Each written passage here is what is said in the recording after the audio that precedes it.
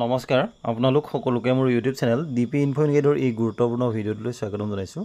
ছাত্ৰীসকল, এই ভিডিঅ'টোত কাইলৈ আৰু পৰহিলৈ অৰ্থাৎ 2 জুন আৰু 3 জুনত সকলো ধৰণৰ শিক্ষানুষ্ঠানসমূহ বন্ধ ঘোষণা কৰাৰ সন্দৰ্ভত যি নিৰ্দেশনা প্ৰেৰণ কৰা হৈছে সেই গুৰুত্বপূৰ্ণ নিৰ্দেশনাটোৰ ইনফৰমেশ্যনখিনি অতি চমুকৈ জনাবলৈ চেষ্টা কৰিম। আশা কৰিছোঁ আপোনালোকে ভিডিঅ'টো শেষলৈকে চাই ইনফৰমেশ্যনখিনি ভালদৰে জানি ল'ব। লগতে ভিডিঅ'টো প্ৰতিগৰাকী শিক্ষক বন্ধু বান্ধৱীৰ লগত শ্বেয়াৰ কৰিব যাতে সকলোৱে এই বন্ধ সম্পৰ্কীয় খবৰটো লাভ কৰিব পাৰে। তেনেহ'লে আহকচোন ভিডিঅ'টোৰ মূল কথাখিনিলৈ আগবাঢ়ো।